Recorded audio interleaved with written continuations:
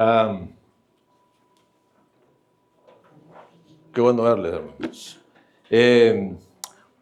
Una de las razones por las que muchas veces no encuentras sentido a esta vida, eres indiferente a las personas que no conocen de Dios, que se están perdiendo.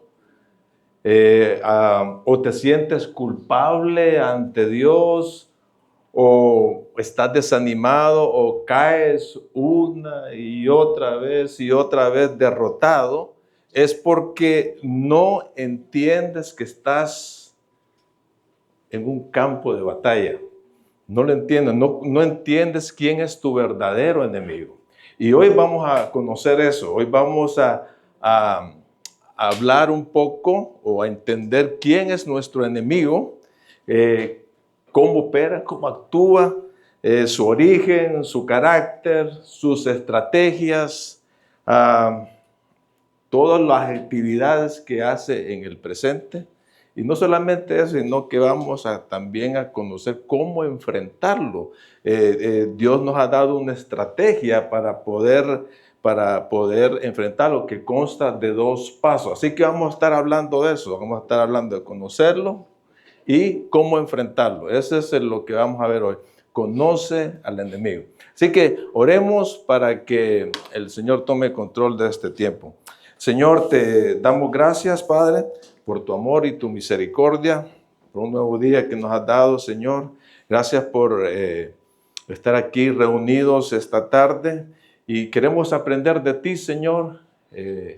Queremos llevar tu palabra en nuestro corazón, Señor, que pueda germinar, que podamos entenderte, Señor, lo que nos quieres decir esta tarde. Queremos saber, Señor, cómo opera nuestro enemigo y aprender cómo enfrentarlo. Señor, guíanos, que tu Santo Espíritu nos enseñe esta tarde. En el nombre de Cristo Jesús. Amén. Bien, a principios de 1940, la Segunda Guerra Mundial, pues ya llevaba varios años en curso. Y los aliados, los países aliados, entre ellos Estados Unidos, habían logrado importantes avances.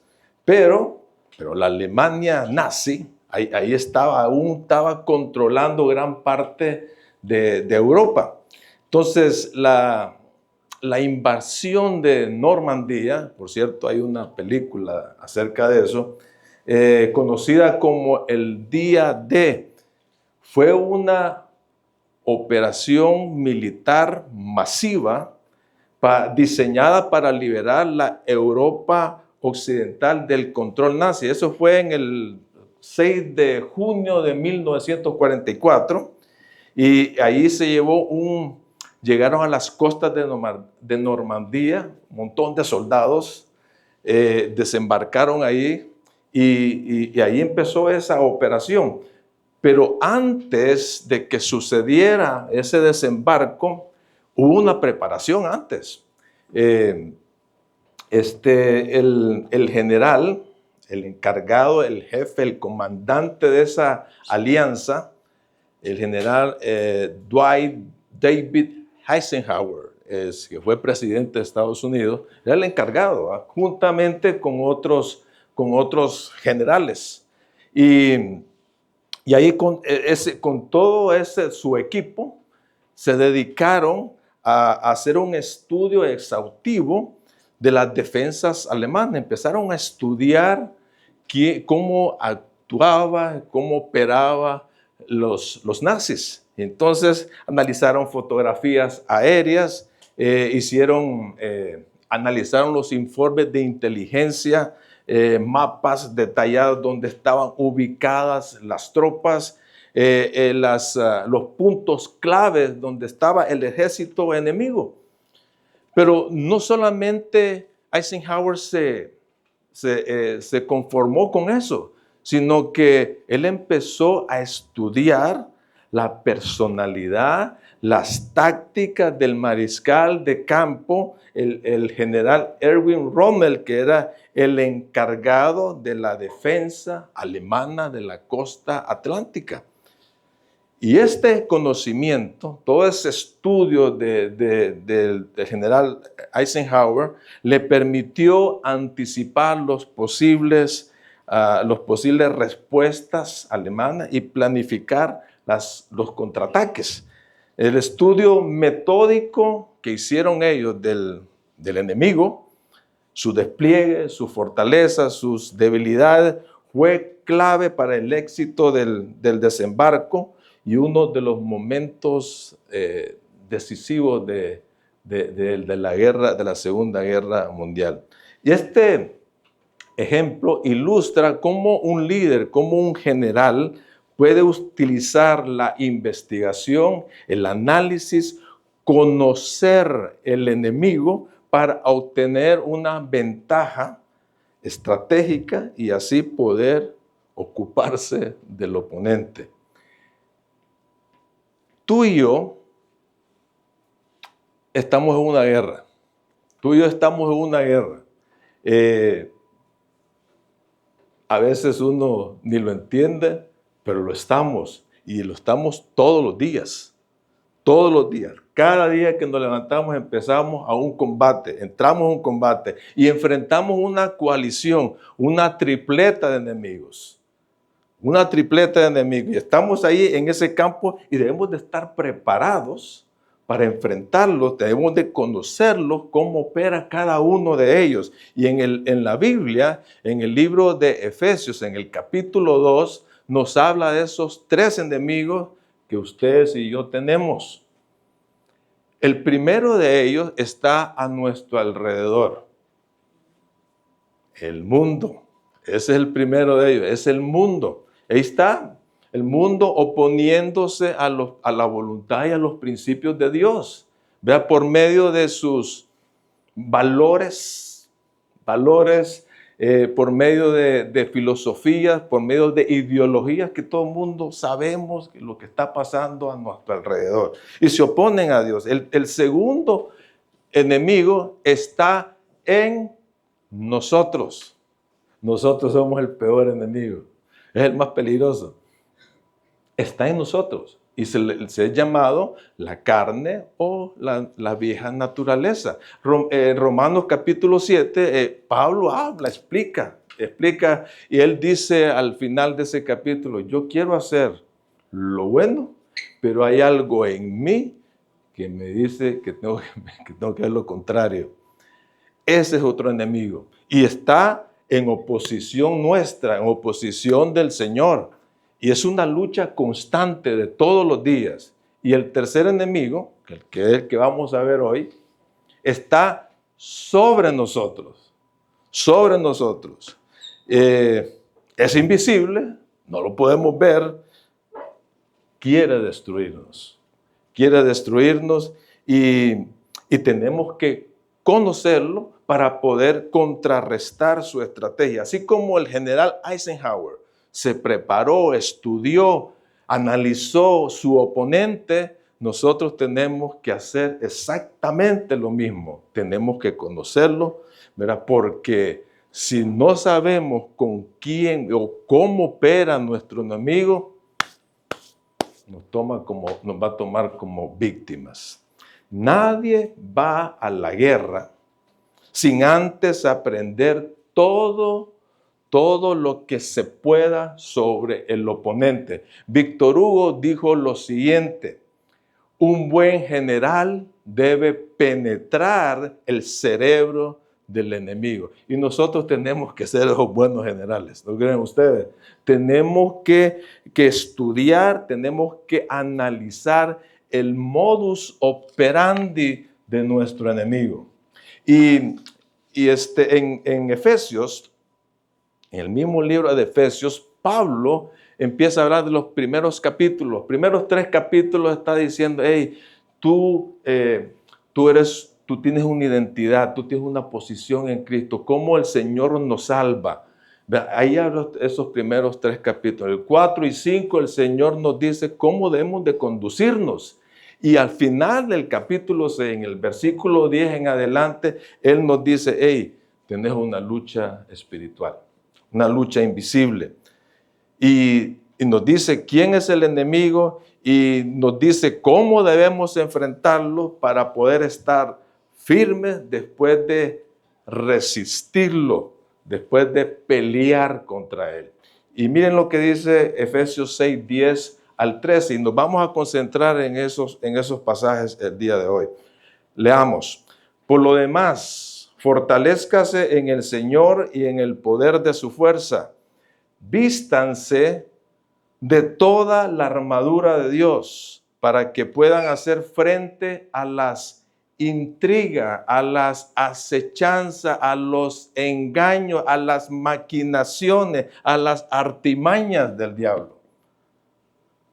Y porque nuestra lucha no es contra sangre ni carne, sino contra principados, contra autoridades, contra los gobernantes de estas tinieblas, contra los espíritus de maldad en los lugares celestiales. 4 categorías ahí. 4 categorías de actividad demoníaca. Ahí está, contra ellos estamos peleando. Por esta causa, dice, tomen toda la armadura de Dios para que puedan resistir en el día malo y después de haberlo logrado todo, quedar firmes. Así lo que nos dice ahí que tu lucha no es contra personas, no es con tu vecino, no es con tu compañero de trabajo, no es con tu cónyuge, no es ni con un partido político, ni alguien en el gobierno. Tu lucha es contra el diablo. El diablo y todo un ejército de demonios bien organizados. Y aquí dice el diablo, y tiene muchos nombres en las escrituras. Está Satanás, el gran dragón, el maligno, el tentador, la serpiente antigua, y muchos nombres. Con este tipo estamos peleando. Es un ser invisible. Y están bien organizados. Y te voy a decir, y muchos creen que algo de mentirita, ¿va? No es ficción. No es mitología, no es superstición. Es alguien real. Es alguien real. Ese enemigo se rebela contra Dios y con todo lo que adora al Señor. O sea, es tu enemigo, es mi enemigo y quiere destruirte. Se opone totalmente, es enemigo a muerte. Ahí está. Por esa razón debemos de estar conscientes de que estamos en una batalla, de que estamos en una guerra. Debemos reconocer el enemigo, debemos de ver cómo opera para poder enfrentarlo y luchar, dice ahí. Tenemos que luchar. Y es la única vez que aparece la palabra luchar en el Nuevo Testamento, ahí en este pasaje. Y la lucha, yo no sé si alguien, no recuerdo cómo se llama, lo que sale en la tele es un deporte que está en una jaula y se agarran. ¿Cómo se llama? ¿Sabes el nombre? ¿Alguien? ¿Mande? Sí, esa es la... Pero se tiran. Y eso es lo que quiere decir esa palabra. Es una lucha cuerpo a cuerpo que cada uno quiere ganarle al otro hasta dejarlo inútil, inmóvil, ahí en el suelo. Eso es lo que quiere decir. El diablo quiere hacernos esto. Tenemos que luchar y nosotros tenemos también que neutralizarlo, oponernos para que no nos haga daño. Tenemos que luchar. Así que Satanás es un hecho bíblico y es una realidad. es una realidad. Imagínense, 7 libros del Antiguo Testamento enseñan que es real Satanás. En el Nuevo Testamento también afirma su realidad y su actividad. Jesús habló mucho de él. De los 29 pasajes que hay en los evangelios, 25, Jesús habla de que es real y que está activo. Anda enojado, anda furioso. Ahora, ¿quién es Satanás? ¿Cómo aparece Satanás ahí aquí en este mundo? ¿Cómo aparece? ¿De dónde salió? Entonces hay un pasaje que nos da detalles bien descriptivos en cuanto a las características de la condición original en su creación. Está en Ezequiel capítulo 28, no lo van a ver ahí, porque vamos a leer un par de versículos. Si lo pueden buscar ahí en su Biblia o en su Biblia electrónica. Ezequiel capítulo 28, del versículo 12 al 19, vamos a leerlo. Dice lo siguiente: tú eras un modelo perfecto, lleno de sabiduría y de completa hermosura. Estabas en el Edén, el jardín de Dios. Tu vestidura era de toda clase de piedras preciosas. Mira cómo el vestido que le da todos los honores a este ser. Dice, eran piedras preciosas, rubí, topacio, diamante, crisólito, ónice, jaspe, zafiro, turquesa y berilo. Y de oro era la hechura de sus encajes y de tus engastes. En el día que fuiste creado, fueron preparadas. Cuando fuiste ungido, yo te puse junto con los querubines protectores. Estabas en el santo monte de Dios y andabas en medio de piedras de fuego. Eras perfecto en tus caminos desde el día en que fuiste creado hasta que se halló en ti maldad. A causa de tu gran comercio se llenaron de violencia y pecaste. Por eso te expulsé del monte de Dios. Y un querubín protector hizo que desaparecieras en medio de las piedras de fuego. Tu corazón se enalteció debido a tu hermosura. A causa de tu esplendor se rompió o se corrompió tu sabiduría. Yo te he arrojado en la tierra, te he puesto como espectáculo ante los reyes. Por tus muchos pecados y por la iniquidad de tu comercio, profanaste tu santuario. Yo pues hice que en medio de ti se desatara y te devorase el fuego. Te convertí en ceniza sobre la tierra ante los ojos de cuantos te observaban. Todos los que te conocen entre los pueblos se horrorizan a causa de ti. Eres objeto de espanto y dejarás de ser para siempre. Y aquí vemos algunos detalles en cuanto a su origen, de dónde salió. Dice que fue creado por Dios. Pero no crean que Dios lo creó para ser malo. Leímos ahí que era un ser perfecto. Pero él se convirtió por su propia voluntad, perdió su posición, perdió su estado de perfección. Y dice también que él era de una clase angelical, era un querubín. Tenemos varias clases de ángeles. En las escrituras está el mayor rango, es el arcángel, uno de ellos es Miguel. Están los querubines y están los serafines. Satanás era un querubín, era un protector. Ahí estaba alrededor del trono de Dios sirviendo y protegiéndolo al Señor. Y estaba en el santo monte de Dios. Era lleno de sabiduría, era hermoso, pero su corazón se enalteció, se corrompió a base por esa hermosura que él tenía y fue expulsado del monte santo de Dios. Y podemos preguntarnos, ¿por qué cambió de opinión el por qué fue expulsado Satanás. Y en el libro de Isaías, Isaías, el profeta, lo compara con el rey de Babilonia. Y dice en Isaías capítulo 14, versos 12 y 15, eso lo van a ver ahí. Él inicia diciendo, ¿cómo has caído del cielo, oh estrella de la mañana? Has sido arrojado a la tierra, tú que destruías a las naciones del mundo, pues te decías a ti mismo, subiré al cielo para poner mi trono por encima de las estrellas de Dios. Voy a presidir en el monte de los dioses, muy lejos en el norte. Escalaré hasta los cielos más altos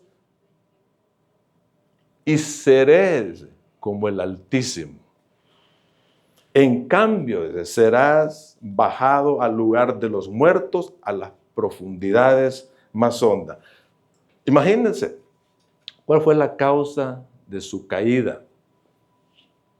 Se llenó de orgullo. O sea, se le dio vuelta al Señor. Lo traicionó, se enalteció, su ambición, quiso apoderarse del trono de Dios. Quiso sentarse ahí donde estaba él. Quería que lo exaltara todo, que lo adorara todo el mundo. O sea que su orgullo y su ambición egoísta fue la razón de su perversión. Armó todo un complot. Yo me imagino que armó todo un complot y empezó a mentirle a los ángeles. Hey, yo no sé por qué estamos adorando a este tipo. Deberíamos de ponernos nosotros. ¿Por qué no lo bajamos del trono? Yo me imagino que sucedió eso. Hasta que engañó un montón de ángeles y se rebelaron contra Dios. Pero a Dios no se le puede ocultar nada y ni se le va a pasar nada. Así que Dios lo descubre y ¿qué es lo que hace? Lo expulsa del monte y del monte de Dios, fue expulsado del cielo y arrojado a la tierra.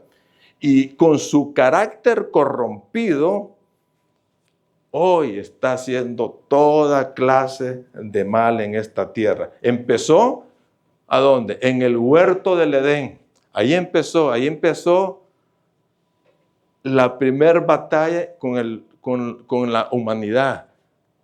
Empezó la primera batalla, ahí donde se enfrentó con la serpiente, como una serpiente con Adán y Eva, y ahí empezó a decirles, a hablarles mentiritas, bien bonitas, que aquellos cayeron en la trampa. Dice, hey, ¿por qué no comen de todos los frutos que... ¿Es cierto que Dios les prohibió eso? No, le dice Eva, fue solo de aquel árbol que está allá. El fruto. ¿Y por qué? Porque vamos a morir. No, le dice, no es cierto.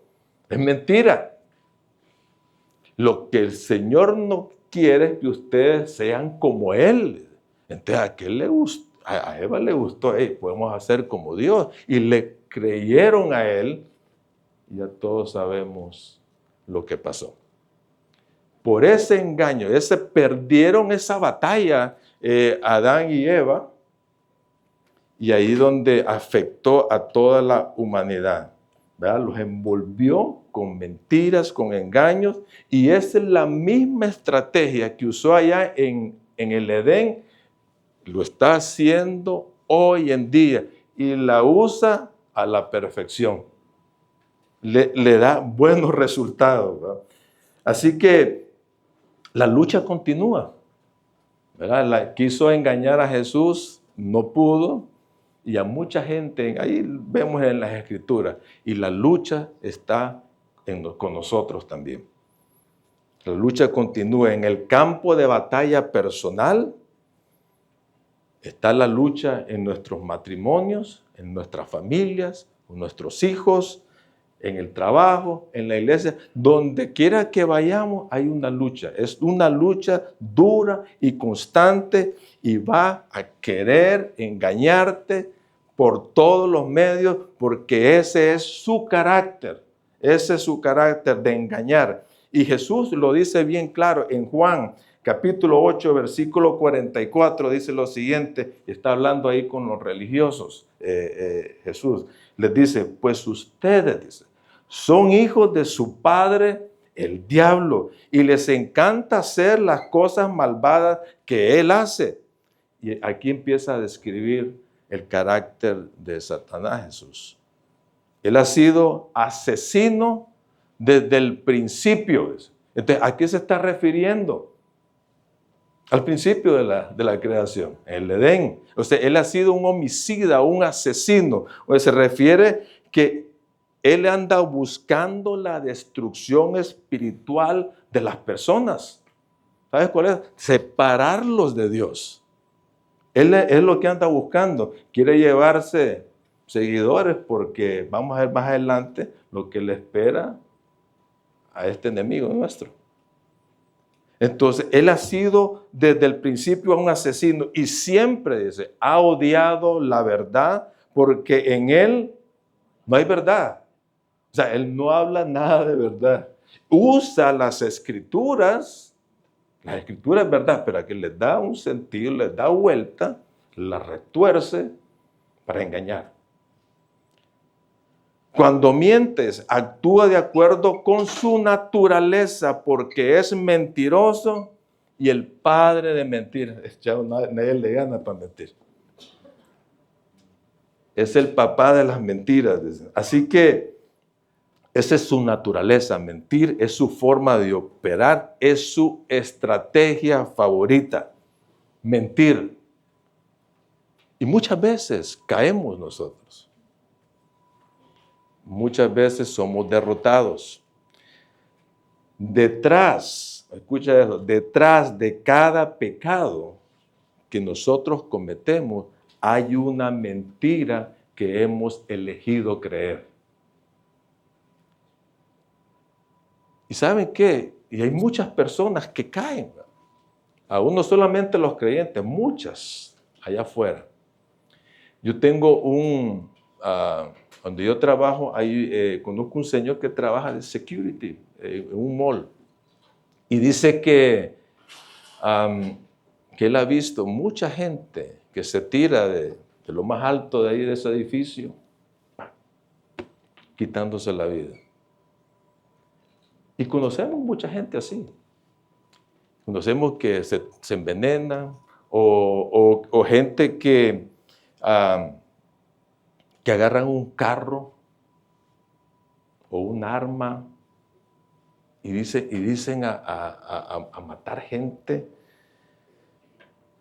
Conocemos que matrimonios destruidos por infidelidades. Conocemos gente que se destruye a sí misma o destruye a otras vendiendo o consumiendo drogas.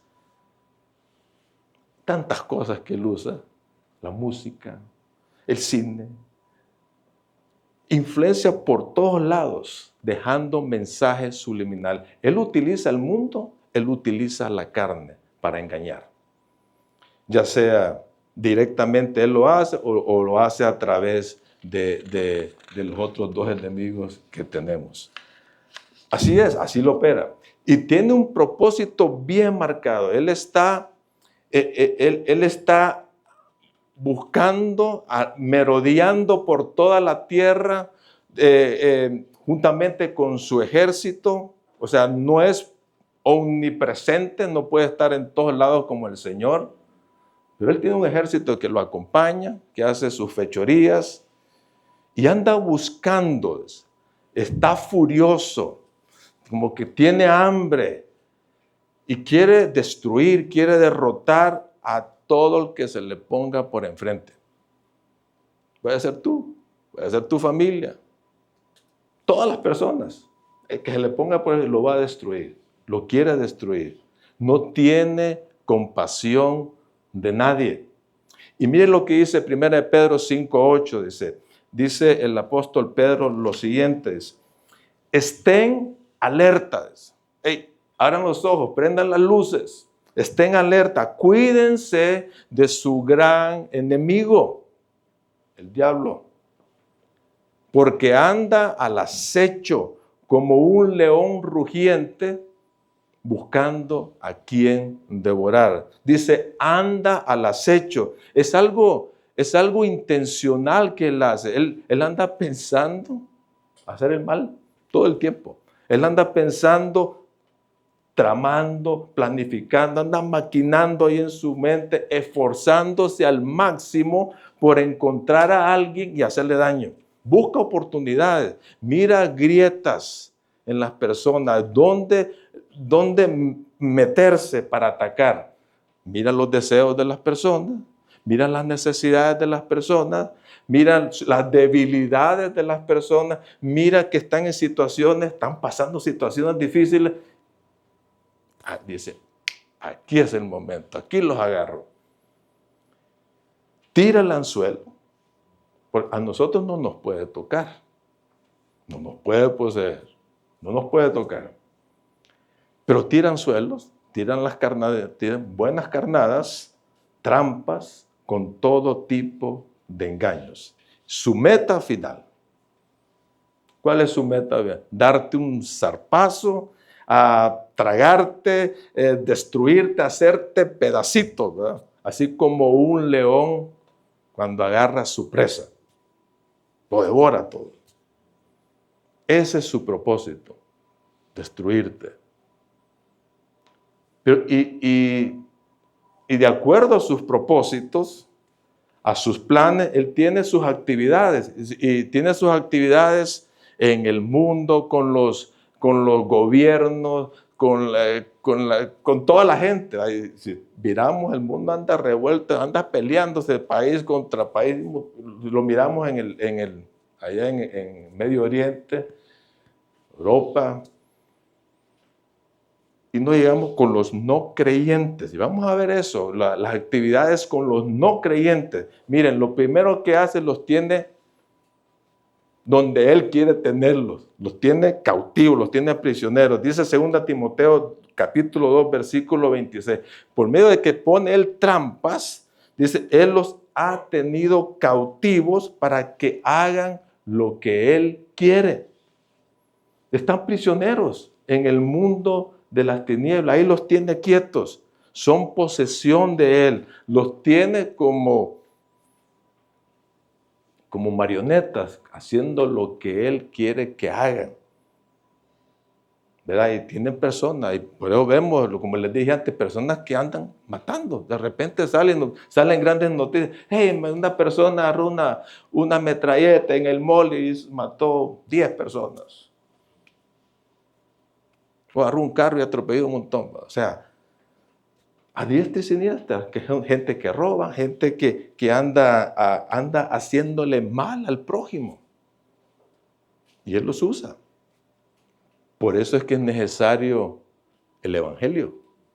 Por eso es necesario dar el Evangelio a ese poder de Dios que puede transformar a las personas y que pueda sacarlo de ese lugar de tinieblas donde está.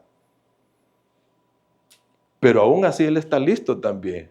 Cuando la iglesia se decide ir a dar el Evangelio, Él está listo. ¿Por qué? Porque Él arrebata el mensaje del amor de Dios a las personas para que no lo entiendan y les ciega el entendimiento. Es lo que dice un pasaje en Lucas, capítulo 8, hablando de la parábola del sembrador.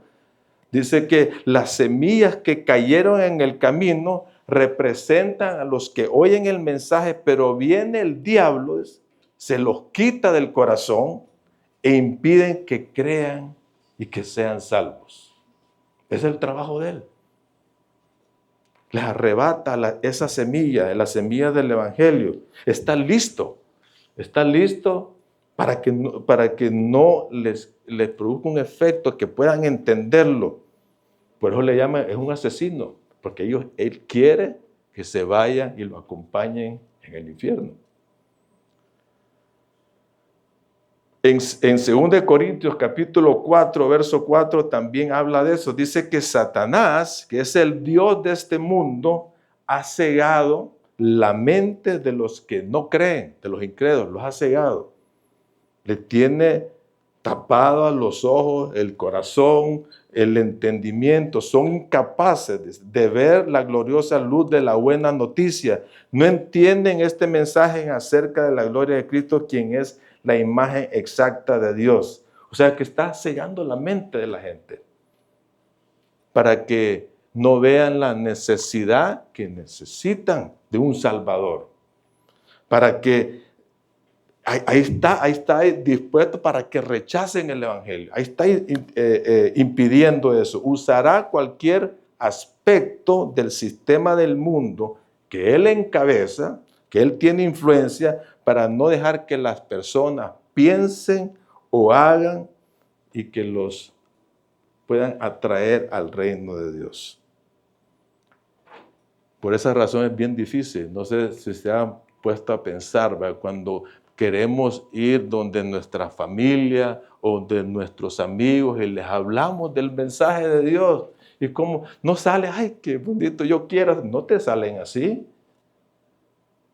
A veces se distraen, a veces tú le estás hablando y ellos están por otro lado, se distraen, te ponen otra plática, a veces te enojan, a veces te insultan, te rechazan.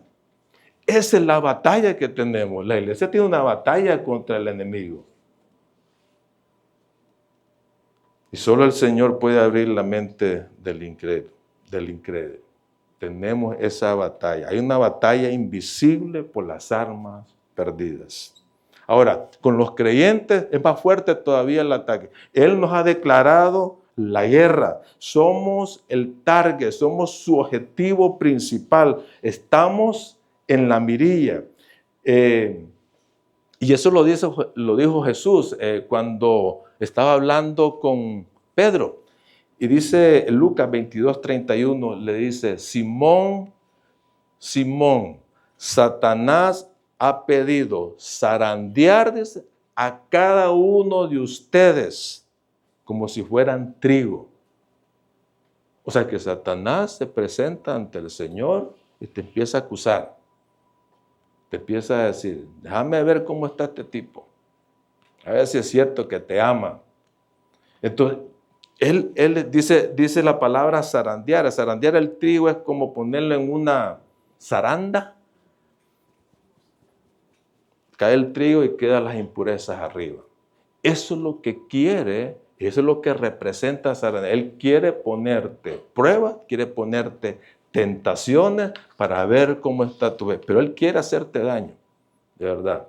Así que con nosotros los creyentes, él en primer lugar nos tienta a pecar. Él quiere, esa es su meta, hacernos caer, que cometamos pecado, que cometamos el mal. Así como lo hizo con Jesús, ¿verdad? Le puso, lo provocó, lo insinuó 3 veces, pero Jesús no cedió. Jesús se defendió bien con las Escrituras. Nunca cayó, porque nunca pecó. Pero a nosotros sí nos ponen muchas trampas, y hay trampas bien bonitas y nos va a tentar a través de, porque conoce nuestras debilidades, conoce cuáles son nuestros hábitos, cómo es nuestra forma de pensar, nuestras necesidades. Los conoce bien, entonces va, este hombre es débil en tal cosa, voy a ponerle una trampa, voy a engañarlo aquí. Y a veces nos pone trampa, por ejemplo, en la inmoralidad sexual, por ejemplo. Hay un pasaje en 1 Corintios 7 y está hablando precisamente del matrimonio. Y dice, te lo voy a leer, no creo que está ahí. Dice, no se priven el uno al otro de tener relaciones sexuales. Está hablando del matrimonio. A menos que los dos estén de acuerdo en abstenerse de la intimidad sexual por un tiempo limitado para entregarse más de lleno a la oración. Pero después dice, volverán a juntarse a fin de que Satanás no pueda tentarlos por falta de control propio. O sea que ¿qué te está diciendo aquí? Que hay que cumplir el deber conyugal. Deja de poner excusas, que me duele la cabeza, que por allá. O sea, hay que cumplir el deber conyugal porque afuera está bien difícil. O sea, Satanás puede ver esa necesidad, ya sea en el uno o en el otro, el hombre o la mujer. Puede tentarlos y caer en inmoralidad sexual. Y puede hacer otras cosas incorrectas por mentir, robar, dar falso testimonio, hacer trampas a otros, la envidia. Te pone muchos tipos de trampas para que uno caiga. También evita tu crecimiento espiritual. ¿Cómo lo hace? Pues te va a distraer. Te va a distraer poniéndote un montón de cosas en tu mente. O que hagas cosas, por ejemplo, meterte en las redes sociales. De repente uno se mete en las redes sociales. Hijo, ya llevas como 2 horas metido ahí, ni cuenta te das. O te vas a un entretenimiento, a jugar un deporte, lo que sea, y te va alejando de lo más importante. Te aleja de que pases tiempo aprendiendo de las Escrituras. Te aleja de que pases tiempo en comunión con los hermanos, o que vayas a una reunión. Te entretiene, te pone otras cosas para que tú no crezcas. Amar las cosas de este mundo también te los pone. Y hace que nos ocupemos, que nos enfoquemos en lo que ofrece el mundo y nos desenfoquemos de Dios. Y el mundo te está ofreciendo, dice en 1 Juan capítulo 2, el 15 el 16, para los que quieran anotar, dice, ofrece un intenso deseo por el placer físico, un deseo insaciable por todo lo que vemos y el orgullo de nuestros logros y posesiones. Entonces te está llevando a que te enfoques en cosas que de repente que las mires ay, yo quiero tener esto, yo quiero tener lo otro, yo quiero tener mucha riqueza, yo quiero tener fama, lo que sea, el mundo te ofrece eso y él utiliza eso. Y caemos en la trampa y ahí nos metemos en muchos problemas. Como por ejemplo, si querés tener todo lo que ofrece el mundo, te vas a meter en problemas económicos muy serios, ¿verdad? Y eso lo usa el enemigo. También nos desanima cuando somos presas de las preocupaciones y de las ansiedades de la vida y nos mete en nuestra mente pensamientos negativos como, hey, no lo vas a lograr eso. Dios te ha abandonado, estás solo, no hay esperanza. Entonces, la verdadera batalla está en tu mente. Ahí donde produce todas esas dudas, esas preocupaciones, ahí lo mete el enemigo. Te impide servir también libremente al Señor. Y aquí vamos a leer un pasaje en 1 Tesalonicenses 2:18. Teníamos muchas ganas de visitarlos de nuevo. Y yo, Pablo quería ir a la iglesia tesalónica. Lo intenté una y otra vez, pero Satanás lo impidió. Y está impidiendo, y siempre va a haber algo que se interponga. Siempre va a poner algo en tu camino. Puedes decir, ya me voy para la iglesia, pero de repente te viene una visita. O de repente se te ponchó una llanta. O de repente dice, voy a hacer un mandado, ya va a venir. Y te pasa un montón de cosas y dejas de hacer algo que tenías una actividad en la iglesia, lo que sea, o servir a alguien, y te lo impidió. Así trabaja de esa forma. Promueve división en la iglesia también. Es un experto en eso. A través de murmuraciones, de chismes, a través de gente que dice, bueno, yo no estoy de acuerdo con lo que dicen en la iglesia. Y entonces empieza a correr la voz. Empieza a correr la voz. Personas que se sienten heridas y deciden aislarse o hablar mal de otros en lugar de buscar la reconciliación, en buscar perdón. Promueve la división por problemas doctrinarles también. Mucha gente hoy en las iglesias está pasando por eso, diferencias doctrinales, y hay separación, falta de compañerismo, falta de servicio mutuo, la ausencia de esa actitud de estar en comunión, en familia. Eso hace también el Señor. Te pregunto, ¿en cuál de estas áreas Satanás está intentando o está siendo tentado por él? ¿Estás peleando o estás cediendo? ¿Cómo estás tú en esto? No dejes que el enemigo te engañe. Es muy mentiroso, pero no dejes que te mienta. Ya sabes cuál es su propósito, ya sabes cuál es su estrategia, sus maquinaciones. Es engañar, tentar, seducir, estorbar, distraer. Quiere devorarte, quiere destruirte, quiere ahogar tu testimonio, quiere totalmente destrozarte, perderte del mapa. Quiere que seas inefectivo. Quiere que no seas útil en la obra de Dios. Él quiere que estés cómodo, ocupado en otras cosas, que no te sacrifiques por el Señor. Él quiere que no hagas absolutamente nada para el Señor. Quiere neutralizarte.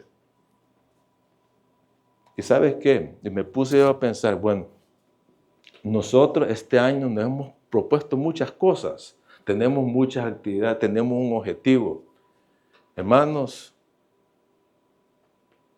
ya les dije un poquito lo que Él hace, un poquito, ¿no? Nos va a atacar, hermano, y tenemos que estar preparados. Él quiere destruir todo lo que el Evangelio produce, nos va a atacar. Y tenés que luchar. Pero ¿sabes qué? Es un enemigo que está vencido, está derrotado. Ese fue el propósito de Jesús a venir a este mundo. En 1 Juan 3:8 dice lo siguiente: el Hijo de Dios vino para destruir las obras del diablo. Lo enfrentó, lo venció en la cruz, lo exhibió públicamente a él y a todas sus huestes de maldad. Y eso lo dice Colosenses capítulo 2, versículo 15. Dice, también despojó a los principados y a las autoridades, que son las categorías demoníacas, y los exhibió como espectáculo público, habiendo triunfado sobre ellos en la cruz. Así que Jesús anuló con su muerte y resurrección el que tiene dominio de la muerte, que es Satanás. Y ese triunfo de la cruz, esa victoria que tuvo Jesús, es nuestra victoria también. Y tenemos que apropiarnos de ella. Somos más que vencedores en Cristo Jesús. Somos más que vencedores. Entonces el enemigo anda con el tiempo contado, anda como le dice, tirando manotadas de ahogado. Por eso anda buscando a quien devorar constantemente. Pero tiene una condena final. Está condenado. Hay un lugar que lo está esperando. Y eso lo dice Apocalipsis 20:10. Dice, después el diablo que los había engañado fue lanzado al lago de fuego que arde con azufre, donde estaba la bestia y el falso profeta. Ahí serán atormentados día y noche por siempre jamás. Hermano, este enemigo no va a ser el jefe de ahí de ese infierno. Es parte del infierno. Es parte, no va a tener ese privilegio. Bueno, privilegio. Es parte, por eso ya anda atrayendo para que lo acompañen. Entonces, esa es la lucha. Ahora, si quieres tú obedecer a Dios, si quieres ser útil para el Señor, si quieres llevar el Evangelio, servirle, tienes que estar en alerta, reconocer que Satanás es real, que tiene un propósito, que hay que enfrentarlo y pelear con él. Y Dios te ha dado una estrategia para poder enfrentarlo. ¿Cuál es? Miremos esta estrategia para enfrentar. Consta de 2 pasos. Y dice, vamos a leer de nuevo Efesios 6, versículo 10, dice, fortalézcase en el Señor y en el poder de su fuerza. La primera estrategia es depender absolutamente de Dios y su poder. Depender absolutamente de Dios y su poder. Nos hacemos fuertes en Cristo. Somos débiles, pero nos vamos a fortalecer en Cristo. No lo podemos enfrentar ahí con nuestras uñas, con nuestra capacidad, con nuestra fuerza de voluntad. Lo tenemos que derrotar por medio de Cristo. La fuente de nuestro poder es el Señor mismo. Y dice la palabra fortalecer, dice en griego, en dunamis, hacer fuerte, estar fortalecido internamente. Y esto implica ponerse en forma espiritualmente, porque necesitamos estar preparados, entrenados para estar en la batalla. Ahora, ¿cómo hacemos eso? Dije, ponerse en forma espiritual. Ponerse en forma espiritual. Y eso lo hacemos a través de las disciplinas espirituales. Buscar a Dios en oración, buscar a Dios en su palabra, buscar su voluntad, buscar decir qué es lo que quiere Él de mí, confiar en Él, hablarles a otros. Eso lo tenemos que estar haciendo a diario. ¿Lo estás haciendo tú? Tienes que hacerlo. Dice un pasaje en 2 Timoteo 2:1, sé fuerte por medio de la gracia que Dios te da en Cristo Jesús. Te dice gracia, por medio de la gracia. ¿La gracia qué es? Es el favor inmerecido. Es lo que Dios nos da en Cristo Jesús. ¿Y qué nos ha dado Cristo? ¿Qué nos ha dado cuando hemos confiado en Cristo? Nos ha dado la salvación. Soy parte de la familia, soy un hijo de Dios, tengo su amor, tengo su presencia, tengo su libertad, tengo su perdón completo y total. Soy justo delante de Él, no hay condenación para mí. Aunque yo falle, no hay condenación. Soy un ciudadano del cielo, soy un ser eterno, soy vencedor. Jesucristo vive en mí. Todo lo que Cristo es, yo lo soy. Así que yo tengo que reconocer lo que yo soy en Cristo. Tienes que ponerte en forma espiritual y tienes que reconocer lo que yo soy en Cristo. Tienes que llevarlo aquí en tu mente. Yo todo lo puedo en Él. Todo lo puedo en Cristo que me da la fuerza. O sea, que me fortalece. Filipenses 4:13. Así que Jesucristo es el que me empodera. El enemigo es fuerte, es poderoso, pero mayor es el que está en mí que el que está en el mundo. Así que tenemos que entrenarnos para la batalla por medio de conocerlo más diariamente y reconocer quiénes somos en Cristo Jesús. Y dice también, tenemos que empoderarnos y el poder de su fuerza, ese poder que está inherente y activo en Dios y que es capaz de realizar cualquier cosa. Él es omnipotente. Dice Efesios 3:20, y aquel que es poderoso para hacer todas las cosas mucho más abundante de lo que pedimos o pensamos, según el poder que actúa en nosotros. Y es el mismo poder, tenemos ese poder, el mismo que lo levantó a Jesús de entre los muertos, está en nosotros y actúa a favor nuestro, está para ayudarnos en la batalla. Y ese poder es el Espíritu Santo. Y tenemos que conectarnos con ese poder y tenemos que someternos a ese poder. Tenemos que ser guiados por el poder del Espíritu Santo. Tenemos que ser controlados por Él para actuar, para pelear. Así que el primer punto te lo resumo. Es imposible pelear la batalla solo. Dependemos del poder de Dios, de ese poder que viene de Él para buscarlo, ponerse en forma espiritualmente, reconocer lo que soy en Cristo y controlados por el Espíritu Santo. La otra parte de la estrategia para enfrentar el enemigo es lo que dice el versículo 11 y 13. Vístanse de toda la armadura de Dios para que puedan hacer frente a las intrigas del diablo. Tomen toda la armadura, toda la armadura de Dios para que puedan resistir en el día malo y después de haberlo logrado todo, quedar firme. Entonces, la número 2, de estrategia para el número 2, vestirse apropiadamente para la batalla. Y te está diciendo aquí, hey, vístanse, es una orden. Dios sabe que sin ella no vamos a resistir.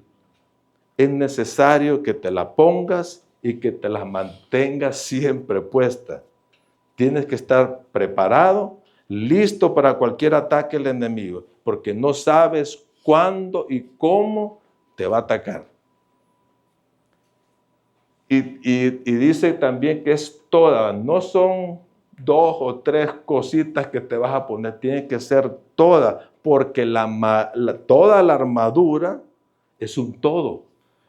Cada pieza complementa a la otra y cada pieza tiene su función importante. Dios te la provee, es el poder de Dios. Cada pieza habla de Dios, habla de Jesús. Y debes apropiarte de ella. ¿Cuál es el objetivo de esta estrategia? Dice, para que puedan resistir en el día malo y después de haberlo logrado todo, quedar firmes. El objetivo principal de esta estrategia es mantenerte firme. Una vez terminada la pelea, una vez que te ataque el enemigo, vas a permanecer ahí firme, sin daños, quedar en pie, estable. Y es una responsabilidad nuestra de ponernos toda la armadura, depender del poder de Dios, de resistir esos ataques diabólicos para permanecer firmes. En el día malo, cuando dice el día malo, es cuando el enemigo te está atacando furiosamente, ¿verdad? Te la ha agarrado contigo, ¿verdad? Y te va a poner todo tipo de tentaciones, pruebas, crisis espirituales en cualquier momento, en cualquier tiempo. Y te va a atacar fuerte, pero tienes que resistir. Es ahí donde tú tienes que ser diligente en resistir, en pararte bien, estar alerta, con mucho cuidado, con más fuerza. Oponerse a ese ataque, resistirlo. Y dice el último pasaje que leemos, Santiago 4:7. Así que humíllense delante de Dios, resistan al diablo y él huirá de vosotros. Así que tenemos que humillarnos. Humillarse, que yo decir, yo reconozco que solo no lo puedo resistir. Necesito al Señor, necesito su poder para no darle lugar a que me ocasione un daño, que me sorprenda, que me tiente. Me voy a poner toda la armadura y lo voy a resistir. ¿Y qué pasa cuando lo resisto? Va a huir. Huye por un poco de tiempo, porque no te va a dejar respirar, va a volver y te va a volver a atacar. Pero cuando lo resiste y huye, ahí somos victoriosos. Así que eso es lo que, en resumen, para vencer la estrategia del enemigo, tenés que depender del poder de Dios, ponerte toda la armadura, resistir a sus ataques, así vas a mantenerte firme. Así que hay una batalla espiritual. Tú tienes una responsabilidad, estar alerta, estar resistiendo, apropiarte del poder de Dios y ponerte toda la armadura. ¿Qué parte de tu vida eres más vulnerable a las tentaciones del enemigo? ¿Qué parte? ¿En qué áreas de tu vida estás fallando? Piensa. Vamos a orar, hermano. Póngase de pie. Póngase de pie, vamos a orar. Señor, te agradecemos, Padre, porque no nos dejas solos, Señor, en esta lucha, en esta batalla espiritual. No estamos solos. Tú nos has dado las armas que no son de este mundo, son armas espirituales, son armas tuyas, Señor, para poder enfrentar al enemigo. Señor, sabemos que hemos caído, hemos sido derrotados muchas veces. Yo no sé qué estás tú luchando ahorita, en qué áreas tú estás luchando, que